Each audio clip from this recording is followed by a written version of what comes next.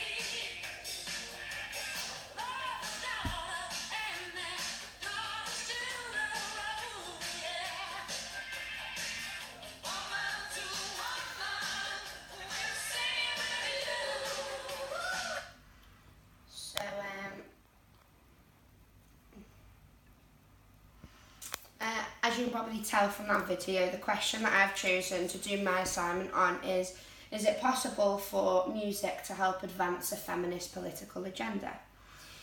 From the video I've just played, this was by two very famous major role models within the music industry. They in fact came together just to write this song, which was based completely on feminism and women's right to learn. This is just one song out of many in the music industry that has effectively helped boosting the knowledge and advancing on feminist political agendas. Feminism. So to begin, I'm going to discuss what feminism is and what it is not. Feminism isn't just burning bras, hating on men, or, as some people might even believe, is chaining yourselves to railings. It's actually an ongoing quest of seeking equality between men and women. There's many questions that are surrounding feminism due to extremists. However, you get that a lot with either religion or politics, or even the fight for equality itself, that there are extremists that are making these factions look bad and destroying the key terms of what's actually going on behind what people are trying to succeed in. So the Oxford Dictionary's description of feminism is the advocacy of women's rights on the ground of the equality of sexes. But in simpler terms, it's basically just saying that there is no difference in any selection of anything, any walk of life based on being man or woman. Feminism is just simply a bid for equality. So I actually put this question into my Instagram story and created a poll asking this question. 48 people overall responded to this question. 37 of these people replied saying that yes, it is possible for music to help advance the feminist political agenda, just leaving the minority of 11 to say no. So from this I could tell that a lot of people were interested in this question, which I actually found quite shocking, because a lot of the people are just my age and not many people are like very well educated in it. Another shock in these results was that it wasn't just girls who answered the poll. Over 20 people were actually boys who replied. I think this really showed like an importance of feminism and how it isn't like an uprise in an ongoing thing that's happening that people are interested in. The poll itself was between me and my friends that I have on Instagram, which is social media. A lot of them were below the age of 25, which again is showing results that the faction is clasping grips with all ages, all genders, and even different races. So next I'm going to just talk a little bit about feminism in music. So feminism in music started in the 1960s and carried into the 70s. Until that point, women were only employed in the music industry for either writing, producing or recording music, and also the distribution side of music. They were never a main focus due to the industry just on a whole being so male dominated. The musicians involved in this movement demonstrated not only the fundamental goals of the gender equality movement, but they also pined for rights concerning abortion and birth control laws. Feminism did very slowly but surely take over from the 70s as certain feminist movements became a lot more popular and well known. I've just got a quote here from Elisa DeHaze, who was part of the Riot Act media, saying it still feels like a bit of a boys' club, but our club is growing too, which is just stating how, like, because this industry is so male dominated, especially in the production side of it all in these days, women are actually coming into it, and it is growing to be more of a balance than all completely male dominated. So there was 3 main waves of feminism. The first wave was in the 1830s to the early 1900s, where women fought for equal contracts and property rights. So this wave was where they had a political agenda which expanded into women's sexual, economic and reproductive concerns. This is where the seed was actually planted that women could contribute to the world and environment as much as men can. Then there was the second wave, which was the 1960s to the 1980s, and this was again just broadening the debate of women's equal rights, property rights, and how they should just be completely the same as men. This part came after World War II, and the feminism wave focused particularly on the workplace, sexuality, family, and again reproductive rights. And then finally there's the 1990s to the early 2000s, which is basically still now, and this is where the micro-politics of gender equality arose. Obviously by this time feminism was much less of a critical phrase than it was, say, for the first wave, as a lot more people began to learn the way and the reasons for feminism, whereas in comparison to the first wave there has been a massive inclination in this overall topic. Due to the range of feminist issues today, it's a lot harder to put a label on what feminism looks like. So leading to a brand of new generation rallying for equality and for women's rights overall. Okay. Next I'm going to talk about Riot Girl, which was an international underground feminist movement which originally emerged from the west coast of America, alternatively from punk music scenes in the 1990s. So the emergence of girl bands, punk in particular, fueled this movement to take off in such of a way that it did. The movement itself was originally made up of performers, publishers and activists. It was about 70% to 80% mainly women at the time. However, as the more popular it became and men realised what was going on and what it was about, more men joined and it became more of a worldwide thing.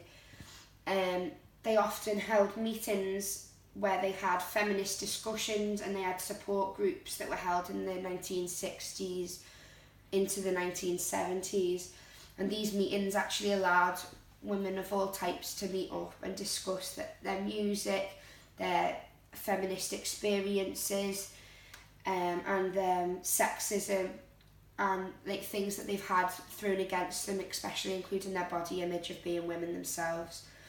This is just one way that music politically helped feminism. As well as being there for one another, it also boosted the awareness of feminism as a whole. Punk bands were the main genre of girl bands to take to the stage, where they weren't just like performing as feminism, their songs were based on feminism, the lyrics were talking about feminist problems and like the ongoing fight for feminism, but they were also performing positively in a way that was unseen of from women until that point.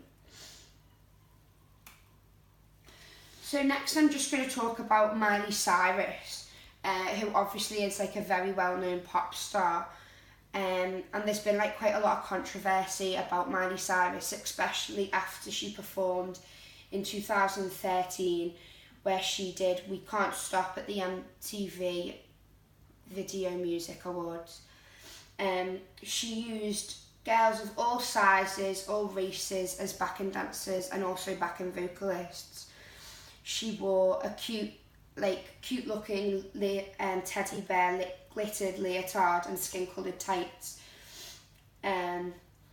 while she sang this song, and she did that by dancing with all the girls, and it was like quite a heartly performance. However, following this, she then continued to tear off all her clothes and went on to just a bra and knickers and continued to dance with Robin Thicke, who was singing Blurred Lines, which at that time was one of the most sexist songs, and it now look back, it is the most sexist song of the 2000s, where Miley was also then dancing using explicit moves, which consisted of her twerking up against him while he was singing, also licking and kissing his neck and face. So the argument here is that by using girls of all body types, it showed a diversity of women and how a lot of women did come together to do the same thing, whether it was just dancing or it could be any other job roles of a community. Some may say that Miley was preaching all kinds of body images, which is boosting positivity towards women of all kinds, and that Miley is preaching that women can rightfully do whatever they want, no matter their size, no matter what men or society is telling them that they can't do, which is basically like what feminism is all about. But a lot of other feminists were very annoyed and like disapproved completely of what Miley did at this performance, because people may have said that she acted as though it was quite like a degrading way towards women, as though she had no respect for herself. Therefore, like, because she has such a big fan base, it's making the girls that look up to her think, oh, we should be dancing like that, we should be sort of disrespecting themselves, because it's what like the songs that are being written in this day and age is about, which is just not like a good basis of a platform for feminism overall. Moving on from Miley Cyrus, we're now going to talk about Ariana Grande, who is obviously, again, a worldwide famous pop star who is just becoming more and more well known and probably will be one of the most famous stars of this decade. Ariana Grande preaches feminism and political views regularly, and she's continuously standing up for women of all sorts, no matter if it's their body image, their race, their rights, just their political agendas, anything at all. She just completely believes and reaches out to girls of all ages, and she really, really believes in the importance of education behind feminism and how everyone needs to become more known of what's going on and up to date on what is going on in the fight for women's rights overall. She's released many songs that maybe looked as slandering men, but it's not in a cruel way, it's more of an empowering way towards women. A few of these songs are Thank You Next, Seven Rings, Monopoly. They're like her three most recent and most up-to-date popular songs that are currently still in the charts, and obviously there's many more. So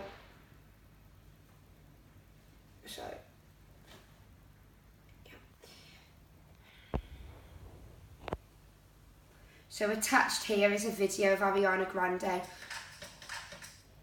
where she speaks out about her views of feminism, and with her being like such a major up-to-date artist, she has got a lot of people who are listening to her, and she is helping educate so many girls and boys of all ages who are looking up to her, and she's setting such a positive outlook on feminism and women on a whole that it's really helped boost political agendas as well as feminism.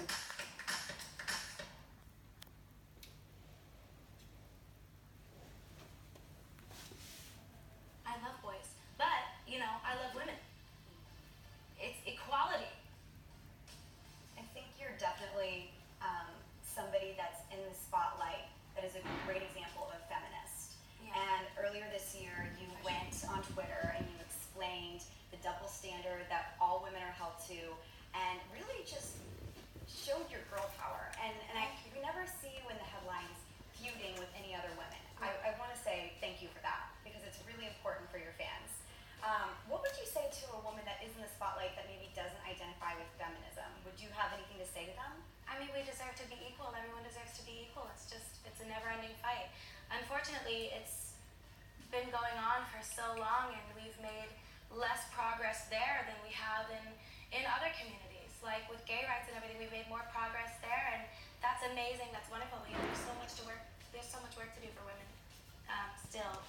I think that educating yourself would be the first step. You know, Exactly. and not enough women believe in it. Just spreading the word would be great. A lot of women don't even know what the term means. They just think it's boy bashing, and that's not it at all. Oh my God, that's not it at all. I love boys. Yeah, They're great, and they're perfectly capable of being human and having intellectual conversations, and it's not boy bashing at all. People have so many misperceptions of what it actually is. It's not boy bashing at all. I love boys, but you know, I love women. It's equality. It's not about being above men. It's about being equal to men. You might have a career in politics coming up. Oh, for president, here it comes. 2020, me and Kanye. Yeah. Okay, so from that you can just see like she's setting such a positive view overall of feminism, and like it just shows that it's not boy bashing. It's not what a lot of people just tend to think, oh, here we go again, another feminist issue, another thing to moan about, but it's not that at all. It is just continuously trying to fight for the rights that everyone else has.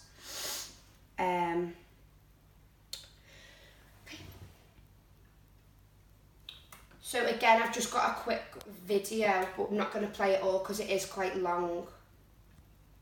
But this is just one thing that like shows how people like view feminism as.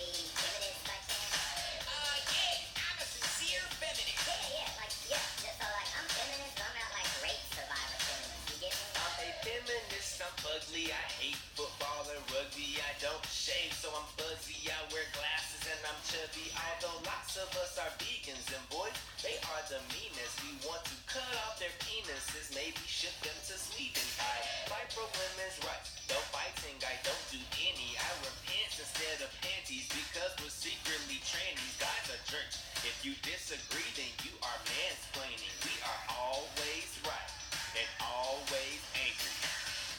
Okay, first off, that shit is not true. I don't want to cut off men's penises, okay? I just want to castrate them so they can't make any more men. That's the same damn thing. What the? We are feminists, lesbians, all hate messy men, taking shots of estrogen. We're feminine, we're taking jokes serious, point blank, period, always on our periods. We're feminine. So that does actually go on for quite a while, so if you enjoy it, you can watch it in your own time, but I just wanted to say about that there are two ways that you can actually view that video. One is it being like comical, that this is actually what people are viewing feminism as. However, the other way is that you could just find it being completely disrespectful towards women and just making a complete joke about the situation that isn't funny. But I'll let you, as an audience, decide on that one.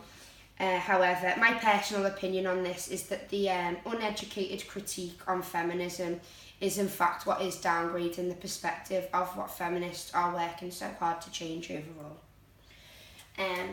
Here I've just linked a few charities that you might want to look at, which are either helping listen to girls or women who have been abused by men, and there's not a lot of like things that are being done about it because it's typical of men, or some of them are helping provide education of what feminism really is to help people back it and support women who need it, or women who have faced any sexist abuse. So here's my conclusion to the question of, can music help advance a political agenda? And overall, I'd just like to say that I do completely agree with the fact of music being able to help advance that. Not only is this with music that's being played and like the lyrical content behind it all, but majorly in the way that the music industry is as a whole, that there's singers, there's bands, there's producers, there's groups, and no matter if their fan base is big or little, by women and men supporting this feminism, it is positively helping the movement of feminism as a whole. There's an inclination of feminists, and the positive outlook that's set by the music industry alone is teaching more and more people every day what feminism is and the importance of it, and how this is going to make the world a better place overall for everyone, not just for women. So yeah, any questions? And then I've got linked below my bibliography, and again I'd just like to say thank you for listening.